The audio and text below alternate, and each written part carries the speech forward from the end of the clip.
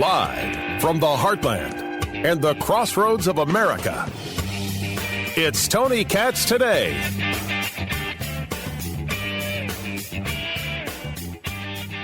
Green, earlier you mentioned that the president of the White House thought it was a good idea for him to come out last Thursday. Just want to clear it up. Was it the president's idea to come out? It was the president's idea. Yes, he wanted to. It was his idea.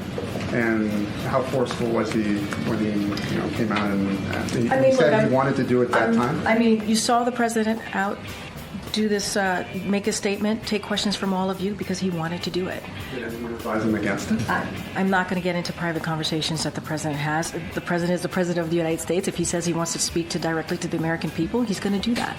And let me try and translate, because this is so great. This is so fantastic. Let me give you the translation. It was the president's idea, no doy. I believe doy being the operative word here. Secondly, here's the translation. We looked at him and we said, please don't do this. And he said, is there pudding? I'm going out there because I heard there's pudding. And that was the rest of the conversation. Tony Katz today. I'm taking off my shoes, people. That's how relaxed I am. Shoes are coming off. This is the most ridiculous commentary I have seen in a good long time. 833-GOT-TONY, 833-468-8669. Of course it was his idea to do this ridiculous, nonsensical, dear Lord, what is happening press conference. This press conference where he looked angry, this press conference where he was bitter, this press conference where he stated as clear as day, hey Israel, I'm not a fan. Hey Israel, I'm not a friend. Hey Israel, I'm going to make sure that I make your life difficult. Have we all forgotten this right here? The hostage negotiation, look.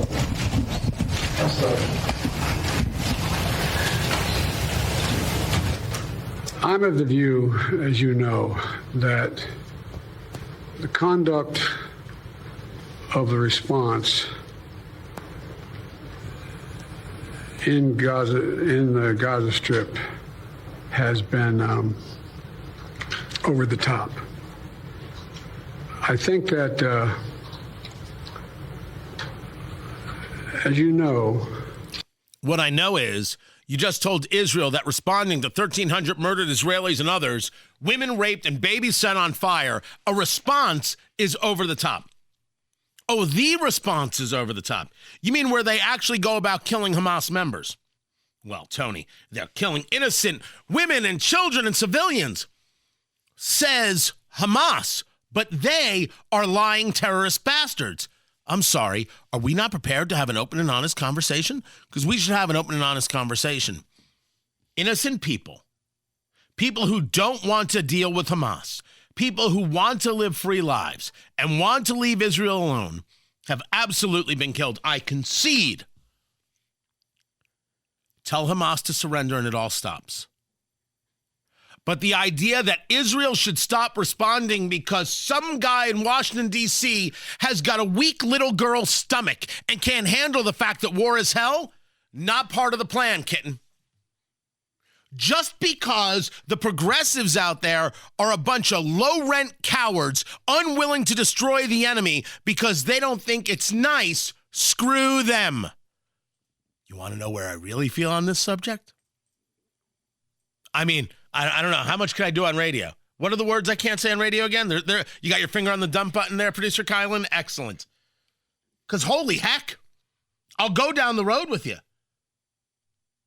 So first, Biden says it's over the top.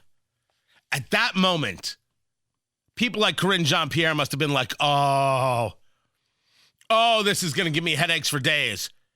And then it got worse. Initially, the president of Mexico, Sisi, did not want to open up the gate to allow humanitarian material to get in. I talked to him. I convinced him to open the gate. You mean Sisi of Egypt, not Mexico, Egypt. And the gate is the Rafah Gate, which is connecting to Egypt and has zero to do, or at least near Egypt, and has zero to do with Mexico. This was the press conference that was supposed to show the world exactly how with it he is, how together his mind is. This was the special counsel report that had come out. The special counsel report said quite clearly that he's a well-meaning elderly man with a poor memory. He doesn't remember things like when his son died. He doesn't remember when he was vice president. And if you put him on the stand, well, my gosh, he's just going to be the sympathetic character. Don't get me wrong. He willfully held classified documents, but there's no charges to bring because this guy can't stand trial. That's what it said. And he was so bothered by this, instead of being rational and dismissing it and going straight ahead, he decides to have this terrible press conference. And in this press conference, he wants to tell you that he spoke to the president of Mexico. Did not want to open up the gate to allow humanitarian material to get in. I talked to him. I convinced him to open the gate. Just like he talked to Francois Mitterrand, who's been dead since 1996. He never spoke to the president of Mexico. He spoke to the president of Egypt. So this was less than 50 seconds into his let me show you how together I've got all this. Boy, that escalated quickly. I mean, that really got out of hand fast. But of course, it was this that was worth talking about. I talked to Bibi to open the gate on the Israeli side. I've been pushing really hard to get humanitarian assistance into Gaza. There are a lot of innocent people who are starving, a lot of innocent people who are in trouble and dying. And it's got to stop, number one. Number two, I was also in the position that I'm the guy that made the case that we have to do much more to increase the amount of material going in, including fuel, including other items. I've been on the phone with the Qataris, I've been on the phone with the Egyptians, I've been on the phone with the Saudis to get as much aid as we possibly can into Gaza. There are innocent people, innocent women and children who are also in badly in need of help. And so that's what we're pushing. And I'm pushing very hard now to deal with this hostage ceasefire because, I've been working tirelessly in this deal. How can I say this without revealing? To lead to a sustained pause. The sustained pause means Israel keeps getting hit and isn't allowed to respond. A sustained pause means that the United States, the president of the United States, has stated de facto that Israel is not to be supported in its goal of eliminating Hamas. There will be a solution that involves keeping Hamas around. Damn straight, the press conference was Joe Biden's idea, because only Joe Biden could screw it up this much. That's what Barack Obama warned us. Never underestimate Joe Biden's ability to blank it up. That's what he said. And here it is. Here it is. Biden speaking with King Abdullah of Jordan, saying that the key elements of a Gaza deal are on the table. The objective is to not just get a pause. The objective is to keep it. I say to you that the Israelis have repeatedly offered to stop in exchange for the hostages. Now, this leads some to say, well, then that's the answer. Tell Hamas to give up the hostages. This is all done. Everything stops. I don't think that's a good idea. I think the moment is now, and the moment was a year ago, and the moment was 5 years ago, and the moment was 10 years ago. Hamas needs to be destroyed until there's nothing left. Well, Tony, it's a terrorist organization. You can't negotiate with them. So Israel, because they're a democracy and a nation and a worthy nation, they have to stop and just take the abuse because you can't deal with these terrorists. I think that's crazy talk. And I think the people who talk that way are out of their heads. Think of the conversation. Rules are only for people who are willing to listen to the rules. If they won't listen to the rules, you can't actually enforce the rules. You just got to accept what they do. After all, what else are you going to do? I think what you could do is push everybody from Gaza into Egypt and say best of luck, and then shut the gate and salt the earth. Now you say to me, Tony, that's a bit too far. Okay. I'm willing to accept it. I only gave you one idea. I got 100 of them. I'm Mr. Idea on this. Oh, look at me. Snappity, snap, snap, snap. I got ideas coming out of my you-know-what's-its on what we can do.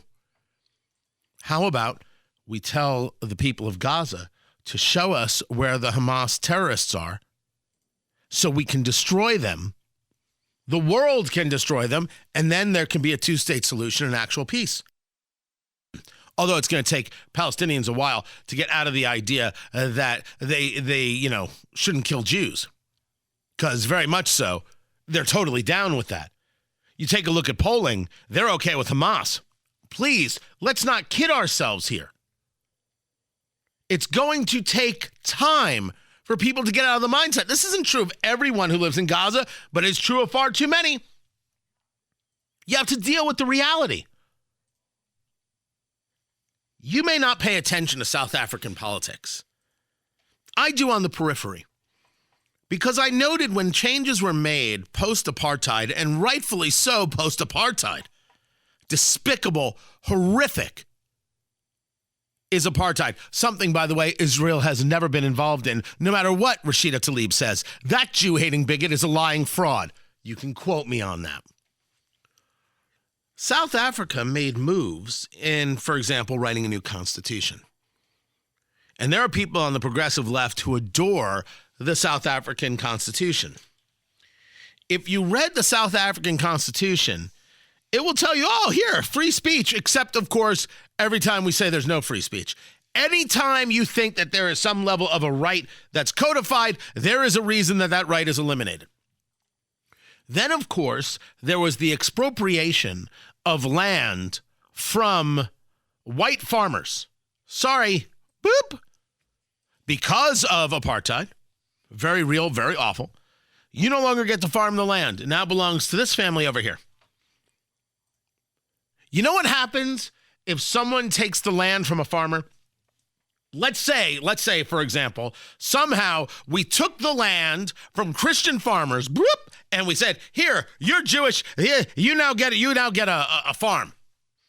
And someone hands me a farm. They hand me 70 acres and corn as far as the eye can see. You know what I'll have in a year? Dead corn. You know what I don't know how to do? Grow corn. You cannot decide you're going to create some better world by taking from this person and giving to that person if that person is not prepared to do what is necessary to make it work. They don't know how. That's not anger. I'm not saying that to be accusatory of the person it's given to. I'm discussing reality. If you said to me, we're going to take the auto mechanic shop from that guy over there, bloop, there you go, Tony. You now have an auto mechanic shop. Fantastic. But I don't know how to fix a car. Change a tire, sure. Fix a car, no. I don't know how. And then in South Africa, you, of course, now have candidates who say if they get elected, don't worry, they're not going to kill all the white people yet. That's an actual quote. And when pressed upon it, they wouldn't say, look, I'm not saying we're going to kill white people. You don't know what's going to happen. Anything's possible. True story. True story. That's South Africa.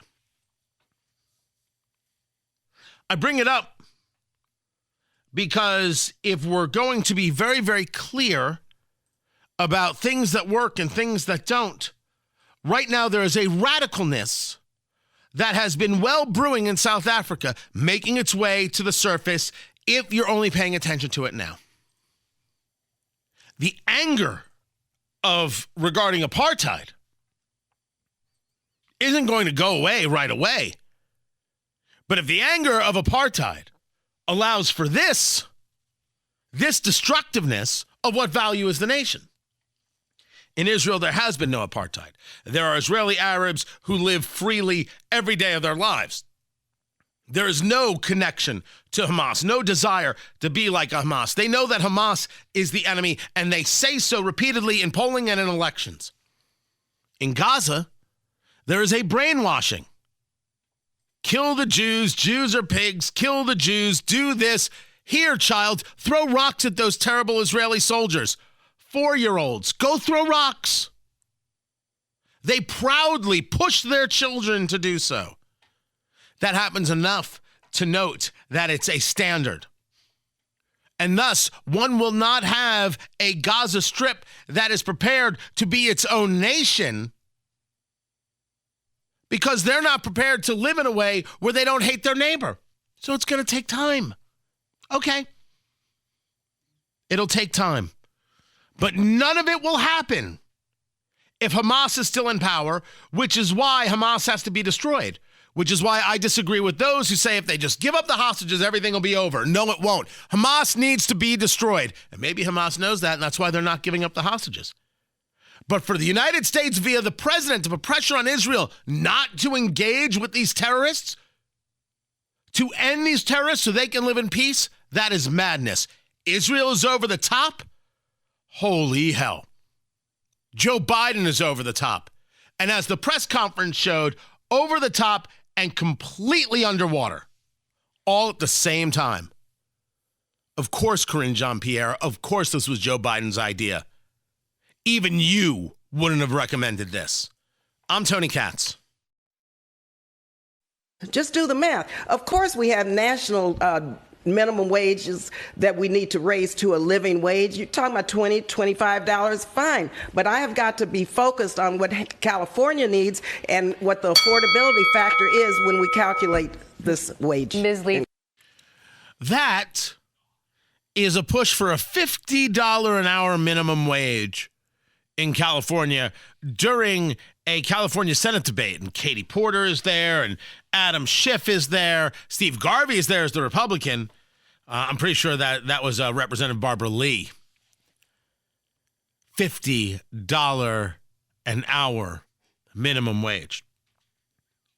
The problem we have, of course, is a total lack of understanding regarding how the economy works. And this idea comes from, amongst many places, lying to Americans. Tony Katz today.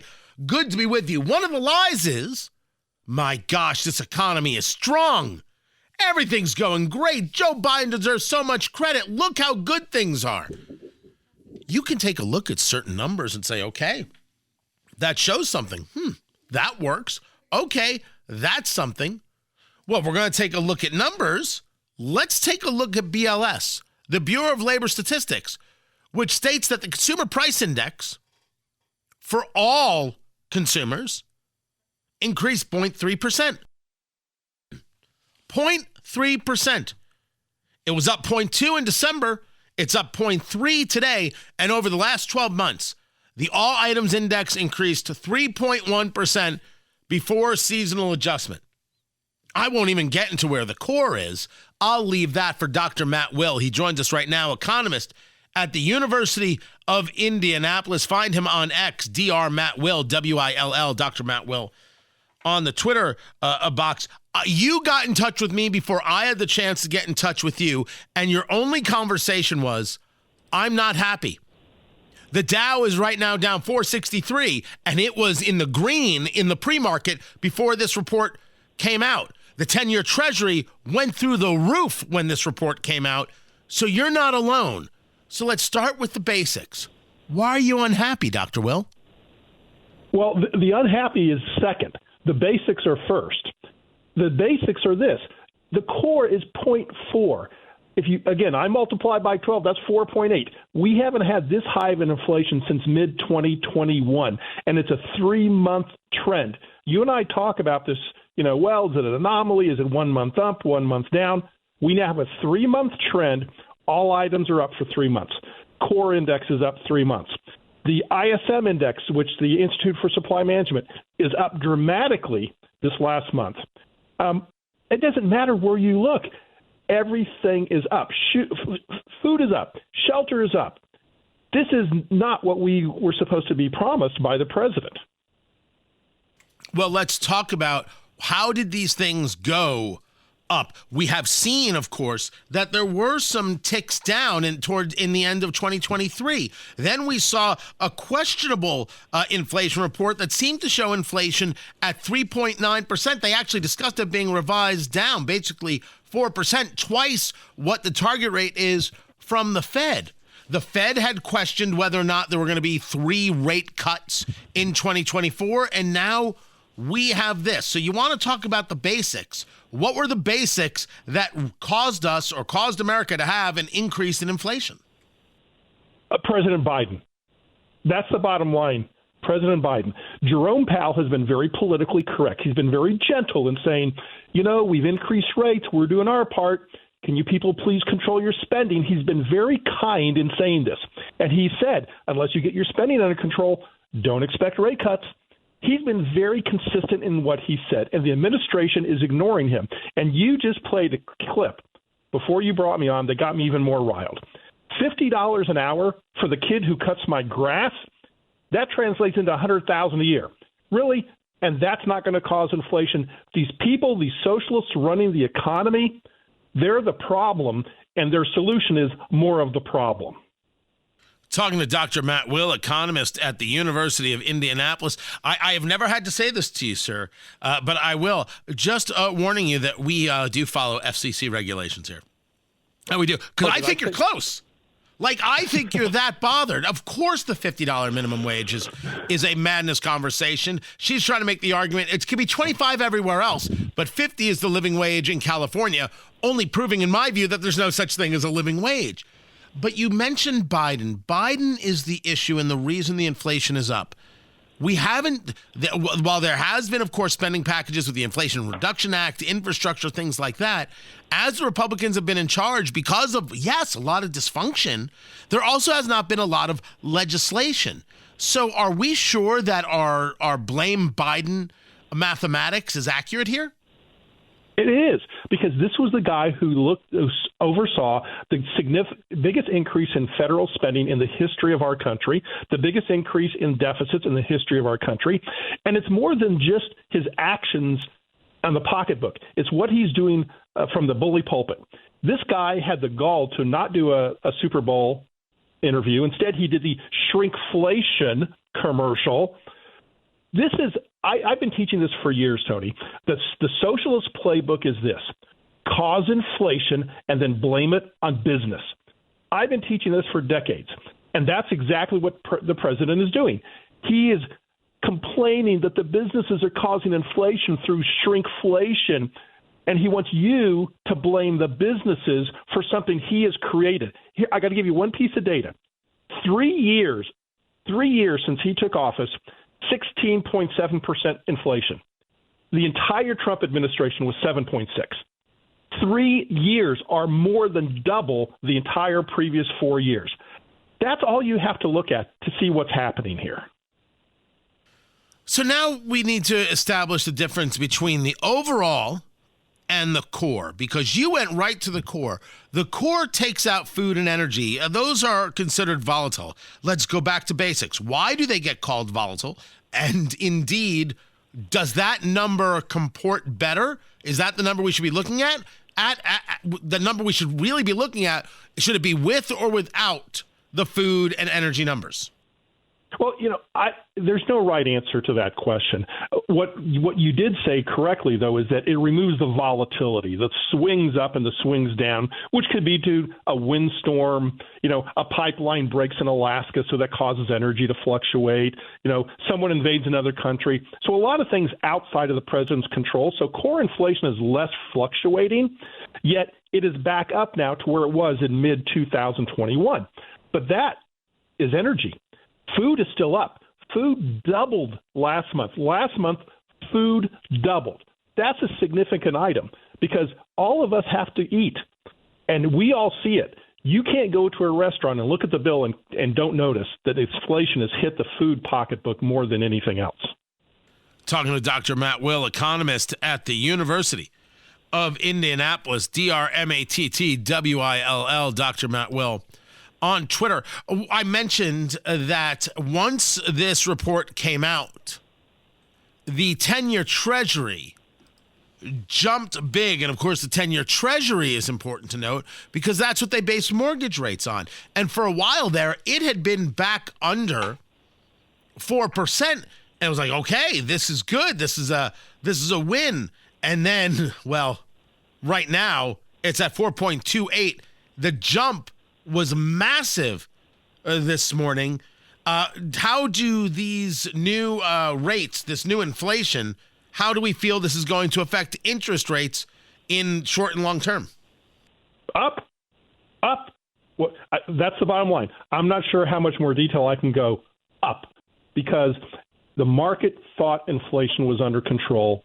Jerome Powell said, hold your horses, we're still spending too much, and magic, 3 months of trending up. So the market got it wrong, which it often does, and we are still with inflation. There's good news. It's not as bad as it was a year and a half ago. That's our good news? That's your good news. Well, you are a ray of sunshine. We see the market immediately lose its lunch, right? We see it say, dear Lord, we do not want any part of this. This is not the day we were looking for. What's fascinating in these kinds of moments is that tomorrow everything can be fine. What is the reaction we're seeing from the market today? Well, it's interesting the way that you say that. It's a thing called market efficiency, and people could go ahead and Google that. Market efficiency is this concept that the market instantly incorporates all the news it has. And so that's what you saw. The market lost its lunch, as you said, as soon as it got the bad news. Tomorrow, it's already incorporated that bad news. So whatever happens tomorrow could cause it to go up. But that bad news is now in the market. And it's gone, it's done, it's history. Okay, it's a sunk cost, as we say in accounting.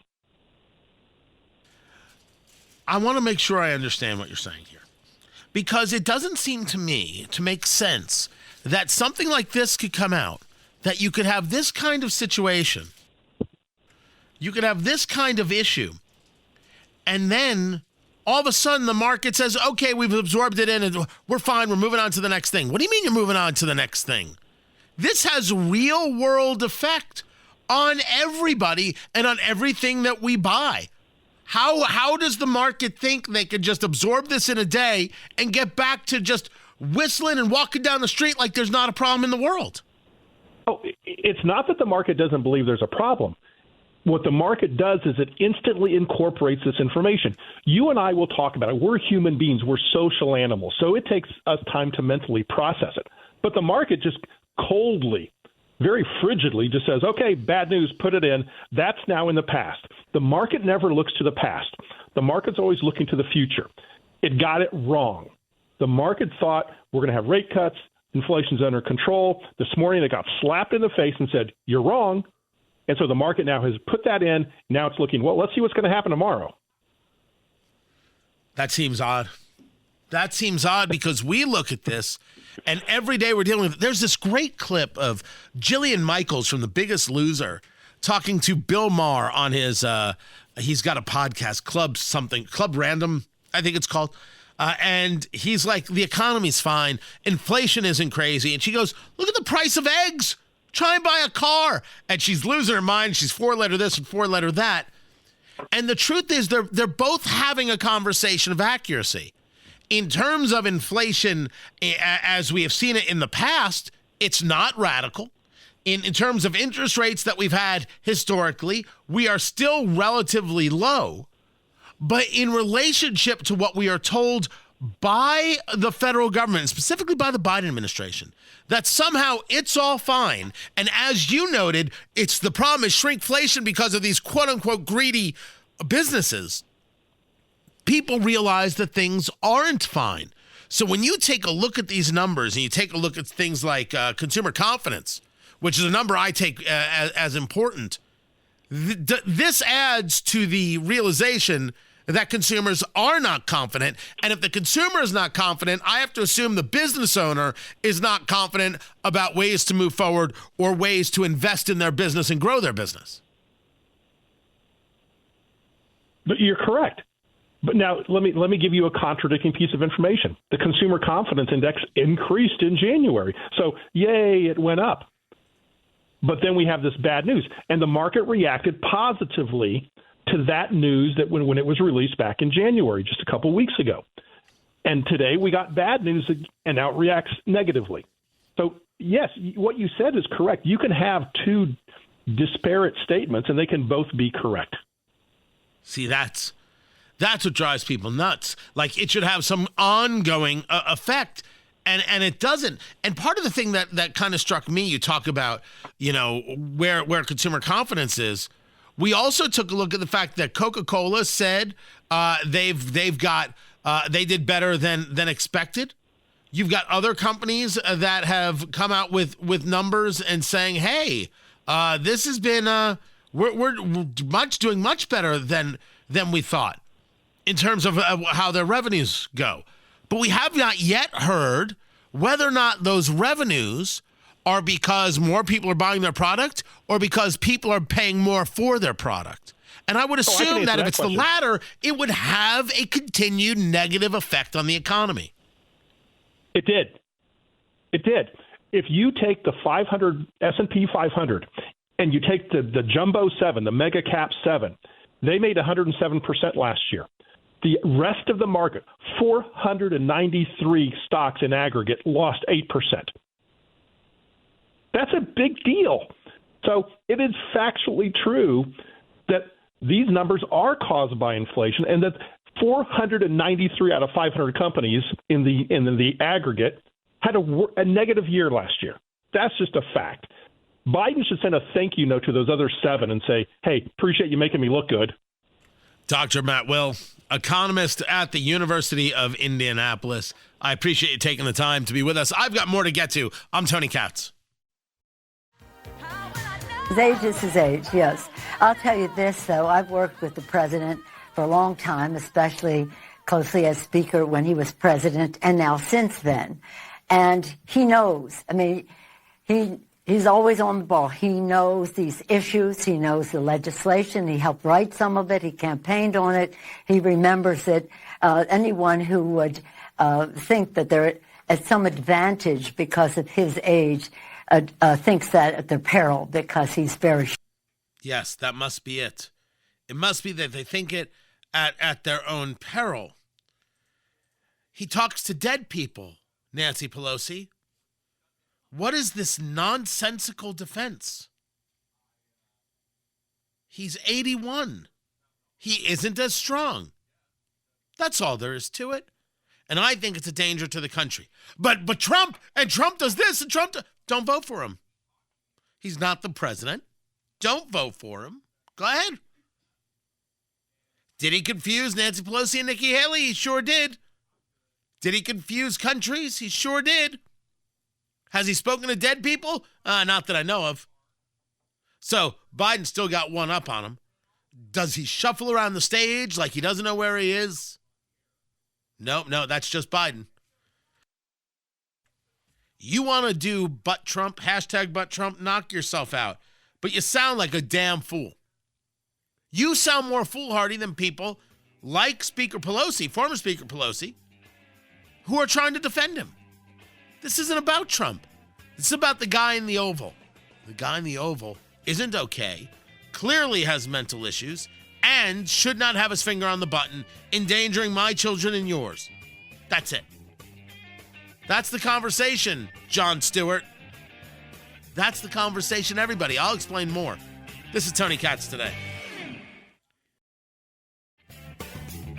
Today, we make Vladimir Putin regret the day he questioned America's resolve. And we make clear to others, like China's President Xi, not to test our determination. And we send a clear bipartisan message of resolve to our allies in NATO. With the strong bipartisan support we have here in the Senate with this vote, I believe that if Speaker Johnson brought this bill to the House floor, it will pass with the same strong bipartisan support. He's not bringing it. And by the way, what is this nonsense? We're going to show Vladimir Putin he's going to regret the day he questioned America's resolve. What kind of commentary is this? What is Chuck Schumer doing? Why does he always play this tough guy? Every single time he talks, it's, you don't know, you test us and we're going to show you, and you do something to the intelligence world. They've got 9 ways from Sunday of getting back at you. And then, of course, I want to tell you, Gorsuch, I want to tell you, Kavanaugh, you have released the whirlwind, and you will pay the price. You won't know what hit you if you go forward with these awful decisions.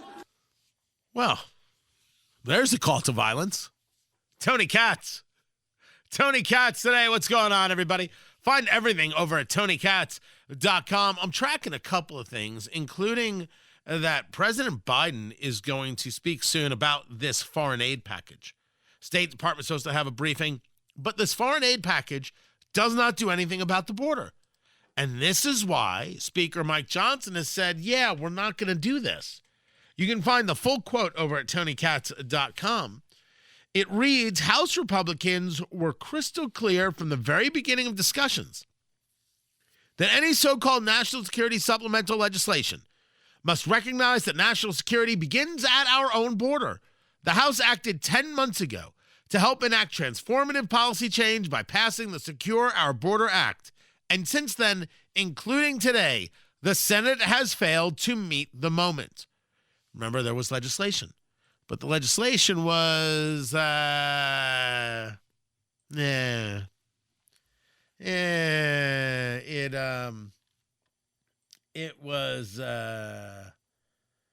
do I describe the legislation? Boo, you suck. All right, that wasn't bad. That wasn't bad. It didn't actually protect the border. It made lots of claims. But if you're going to shut down the border with 5,000 crossings of people claiming asylum, why is the number 5,000? And what if they don't claim asylum? And even if they don't claim asylum, it allowed the Secretary of Homeland Security to provide asylum. So what are we looking at? Did it really bring about the technology pieces necessary to have a secure border? A secure border is not a fence from McAllen all the way to the Pacific. There are plenty of places where one does not need a fence. Fences don't stop, fences slow down, so these people can be apprehended. But we also have an administration that is clear as day. They do not believe in Remain in Mexico as a policy because they think that somehow Mexico gets a say in this. A few things about Remain in Mexico. First of all, it depends upon Mexico's agreement. And Mexico has articulated publicly that it will not allow the re-implementation of Remain in Mexico. They don't get a say. They should be implementing Remain in Central America and preventing the flow. Because they are not a good friend, they must now deal with the consequences. That's the way it goes. That's the way it goes.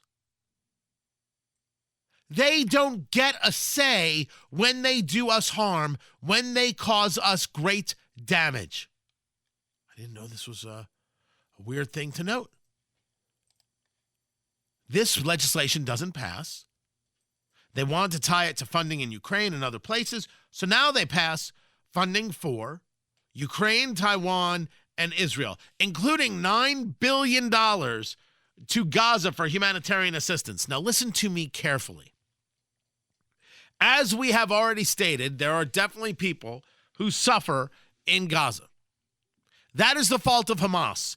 And if these people would just demand that Hamas surrender and put the pressure on, and put the pressure on Iran, more sanctions, maybe punching the Ayatollah directly in the face, putting an end to their ability to fund terrorism, maybe, just maybe, Hamas would surrender. Hamas has to be destroyed in order for there to be peace. But if you take $9 billion and you provide aid to Gaza, you're providing it to Hamas. They steal. They cannot be trusted. They are disgusting, lying frauds. Hamas is so despicable that they might as well join the UNRWA. Oh, The UN is no friend of free and thinking people. The UNRWA is in and of itself a terrorist organization. Because as Israel has gone after and, yes, killed Hamas terrorists, the Israeli military has found weapons and assets inside these headquarters. The UNRWA is this relief works program that's part of the United Nations. They're going to help the people of Gaza. They're going to do this and do that and do the other. And aren't they so wonderful? They're not wonderful. They're anything but wonderful. They are supporters of terrorism. Nope, sorry. They are terrorists themselves. UNRWA members, where you're talking about the United States funding to the tune of hundreds of millions of dollars a year, were involved in the planning, if not the execution, of executing Israelis by Hamas. This has caused the United States and others to stop funding to the UNRWA, which has upset. Sorry about that. It has upset Representative Ocasio-Cortez to no end. How dare you not support the UNRWA? Because we don't support terrorists, and they're a terrorist organization. Assets and weapons found inside a United Nations affiliated building. The UNRWA supports Hamas in the destruction of Israel. The United Nations is not worth a good, holy damn. It's time to rethink this organization. It's time to start over. That's all. So yes, I would have been opposed to the legislation by giving $9 billion to Gaza for humanitarian aid. I am not opposed to humanitarian aid. I am opposed to the idea that someone could be such a fool as to think the people will get it. They won't get anything. Hamas will make sure of that. They are terrible people. They are terrorists. They do not run a nation. They do not run a society. They destroy everything they touch, and they don't care who they destroy.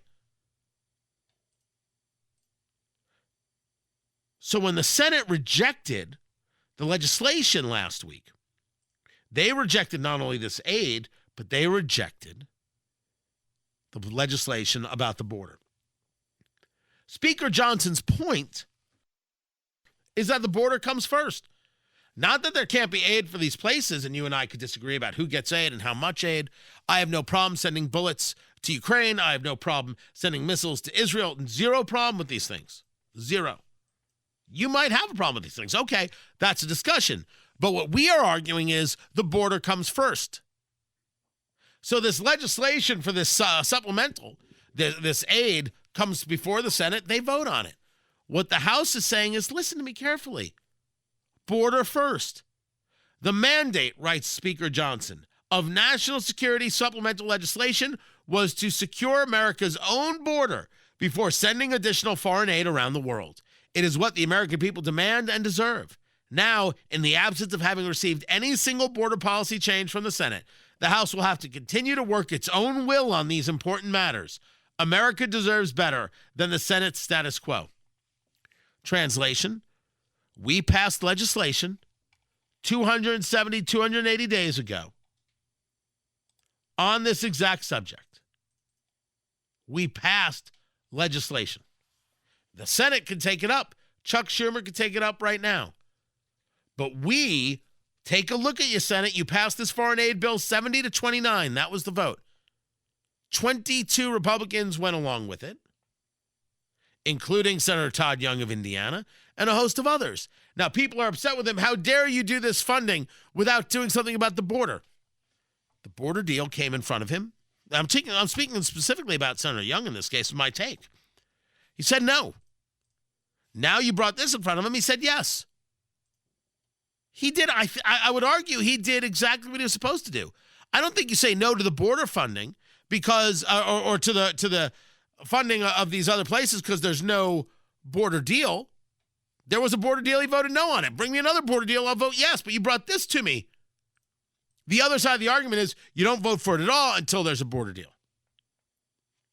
Both ways, I think, are fine. But it's not as if he said, I I don't care if there's a border deal. There was a border deal brought before him. He said no. I think that should matter. I think it's a little more honest of a conversation. But one could say, no, don't even vote for this stuff. That way you put more pressure to demand a border deal. I think I can appreciate that point of view. This is exactly what Speaker Mike Johnson is saying, and I back that up. There should be absolutely no deal. None. No deal at all regarding providing to Israel, and of course I support Israel. Israel has the right to exist. Israel has the right to defend itself. I am a Zionist. There's not even a debate. But the border comes first. Americans come first. Mike Johnson is right. I don't believe this legislation is going to happen. If Republicans cannot stay together on this, I do not know what to tell you about the Republican Party. Yet Joe Biden is supposed to come out and sing the praises of this thing and talk about how important it is. I don't know if he'll take questions. What I do know is that if he does, it's going to be hilarious. I'm Tony Katz, and this is Tony Katz Today. Can't walk away now. That's what Putin's betting on. He just flatly said that. Supporting this bill is standing up to Putin. Opposing it is playing into Putin's hands. As I've said before, the stakes in this fight extend far beyond Ukraine. If we don't stop Putin's appetite for power and control in Ukraine, he won't limit himself just to Ukraine. And the cost for America and our allies and partners are going to rise. For Republicans in Congress who think they can oppose funding for Ukraine and not be held accountable, history is watching. History is watching. History is watching. Failure to support Ukraine at this critical moment will never be forgotten. I want to be clear about something, because I know it's important to the American people. While this bill sends military equipment to Ukraine, it spends the money right here in the United States of America, in places like Arizona, where the Patriot missiles are built, in Alabama, where the Javelin missiles are built, in Pennsylvania, Ohio, and Texas, where artillery shells are made. And the way it works is we supply Ukraine with military equipment from our stockpiles, and then we spend our money replenishing those stockpiles so our military has access to them. Stockpiles that are made right here in America by American workers. That not only supports American jobs and American communities, it allows us to invest in maintaining and strengthening our own defense manufacturing capacity. Look, this bill meets our national security priorities in the Middle East as well. It includes greater support for our troops serving in the region, who continue to defend against militia attacks backed by Iran. It also provides Israel with what it needs to protect its people against a terrorist group like Hamas and Hezbollah and others. And it will provide life-saving humanitarian aid to the Palestinian people, who desperately need food, water, and shelter. They need help. And finally, this bill includes critical funding for our national security priorities in Asia, because even as we focus on the conflicts in Gaza and Ukraine, we must not take our eye off our national security challenges in the Pacific. It's the responsibility of a great nation, and we are a great nation that the rest of the world looks to. And I mean that. The rest of the world looks to us. The stakes are already high for American security before this bill was passed in the Senate last night. But in recent days, those stakes have risen. And that's because the former president has sent a dangerous and shockingly, frankly, un-American signal to the world. Just a few days ago, Trump gave an invitation to Putin to invade some of our allies, NATO allies. He said if an ally didn't spend enough money on defense, he would encourage Russia to, quote, do whatever the hell they want, end of quote. Can you imagine a former president of the United States saying that? The whole world heard it. The worst thing is he means it. No other president in our history has ever bowed down to a Russian dictator. Well, let me say this as clearly as I can. I never will. For God's sake, it's dumb, it's shameful, it's dangerous, it's un-American. When America gives its word, it means something. When we make a commitment, we keep it. And NATO is a sacred commitment. Donald Trump looks at this as if it's a burden. When he looks at NATO, he doesn't see the alliance that protects America and the world. He sees a protection racket. He doesn't understand that NATO is built on the fundamental principles of freedom, security, and national sovereignty. Because for Trump, principles never matter.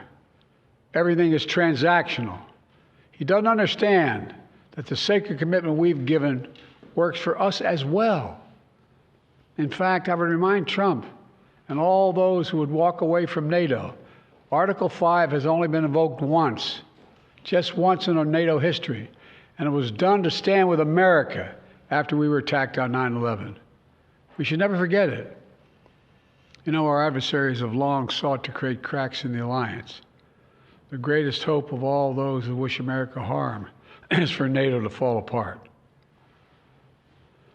And you can be sure that they all cheered when they heard Donald Trump and heard what he said. Tony Katz today. It's President Biden speaking live about the foreign aid bill, which has turned into some kind of campaign speech. Go back to it. As long as I'm president, if Putin attacks a NATO ally, the United States will defend every inch of NATO territory. Let me close with this. You've heard me say this before. Our nation stands at an inflection point in history, where the decisions we make now are going to determine the course of our future for decades to come.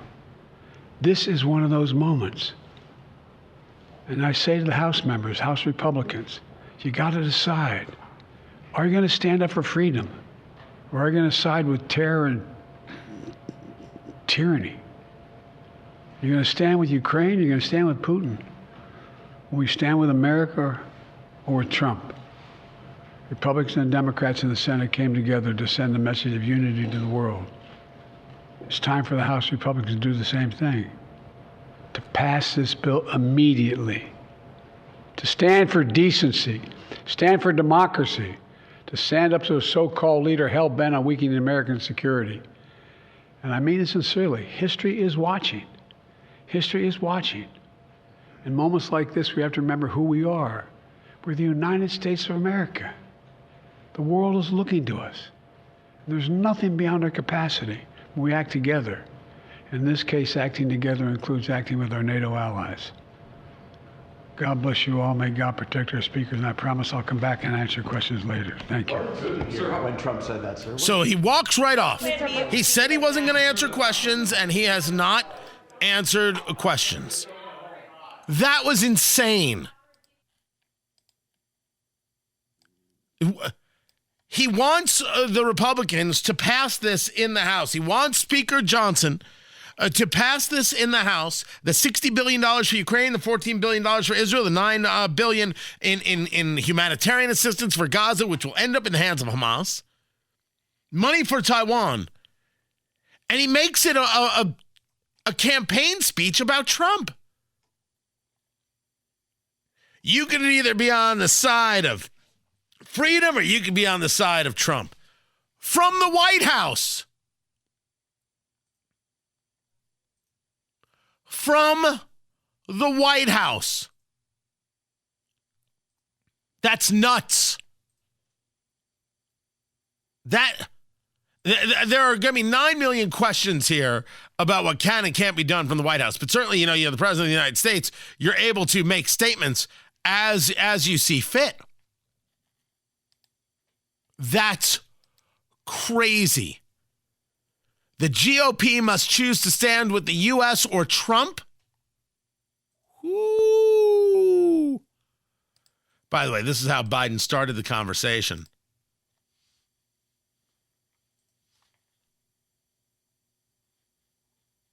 But I don't want anything to get in the way of the statement. To be very blunt about it. Not that you wouldn't just focus on the statement. Okay, so no questions because I don't want anything to get ahead of the statement. Fine. You want to argue that the United States will protect every inch of NATO? Absolutely fine. Our adversaries want NATO to fall apart? Unquestionably true. None of those things bother me. Oddly enough, those used to be Republican principles, which is a weird conversation in and of itself. The GOP can support NATO or support NATO or support the country or support Trump. They are supporting the country by not doing anything until we have some damn border security. You don't get to tell us we have to send $90+ billion around the globe when you don't have a secure southern border. This is a very easy conversation to combat. You're trying to make a moral play.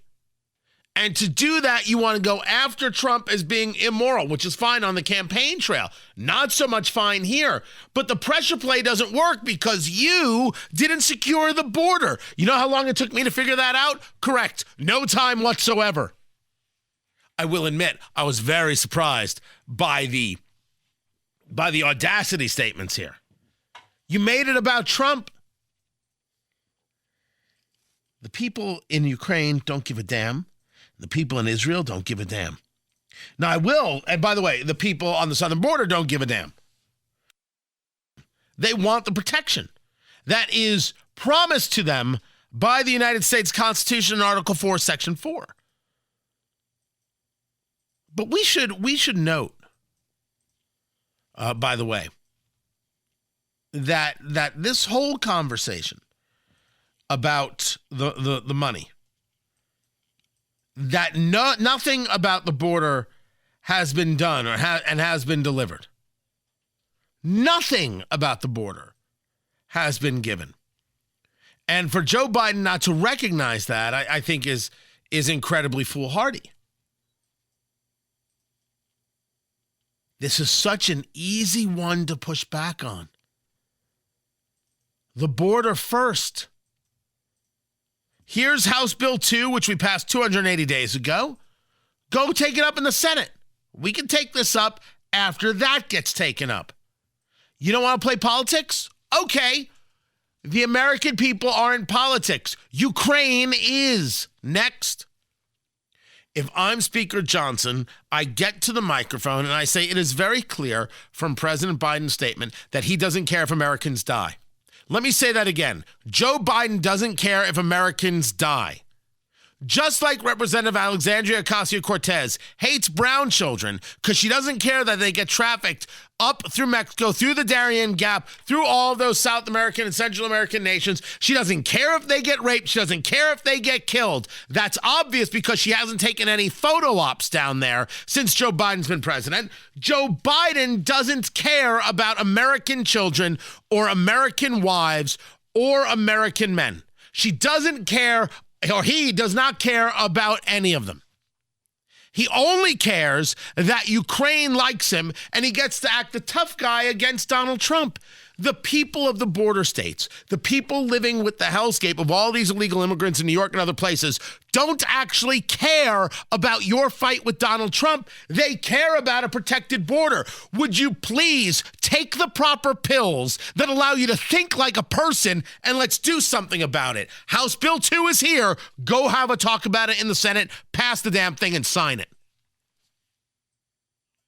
Mike Johnson should be out of his head. And he should state as clear as day that Joe Biden doesn't care about American children, American wives, American husbands, American families at all. That's what he just said. Meanwhile, the Dow is now down over 700 points. The NASDAQ is down 325. Why? Inflation is up. Remember how they told us the economy is going great? They told us the economy is going great. This is one of their people. I think it's Jared Bernstein. He's there on, I don't remember which one this is. Is this CNBC? No, it's CNN. And he wants to tell you that everything's terrific.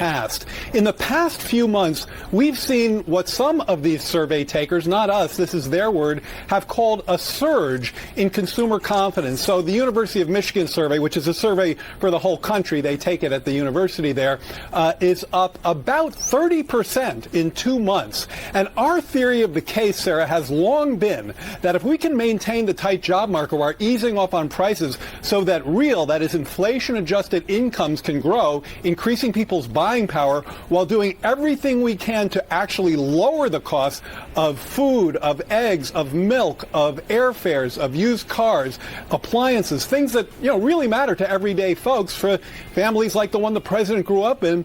It should start showing up in consumer confidence. And Dow is down 700. Yeah, you might not be wanting to tout this. I'm Tony Katz. Man, that Biden presser was something else. I can't get over it. I cannot get over that Joe Biden, he wants to pressure the House to vote for the aid package to Ukraine, Israel, Taiwan. And by the way, I think we should send aid to Ukraine, Israel, and Taiwan. But no conversation about protecting the border. And then turns it into this campaign speech against Trump. Trump he favors Putin, and the GOP could vote for America or vote for Trump. What are you doing? H.R. 2 was passed by the House. Chuck Schumer won't bring it to the floor. It is a bill about the border. Tell Joe Biden to get it done. I said it before and I'll say it again. First, the statement that Biden made today about passing this legislation is nutty. Tony Katz today, good to be with you. It's nuts. And Johnson should be out of his head. You're going to do the border first. You're going to care about Americans first. So Democrats, they have a choice. They can side with America or they can side with the cartels killing our children. Your choice. That's the way the president talks. That's the way you got to talk. And you have to actually go at Joe Biden. You actually have to insult him. He's got a massive ego thing. A massive tough guy thing. So just like all bullies, you got to whack him right in the nose. I don't know if Mike Johnson's the guy for that, but he better do it. Right in the nose. That's what he's got to do. Because that's what Joe Biden deserves. And honestly, force him into another press conference where he sounds like a crazy person. Ooh-wee. Find everything at TonyKatz.com, TonyKatz, TonyKatz.com. Tomorrow, everyone, take care.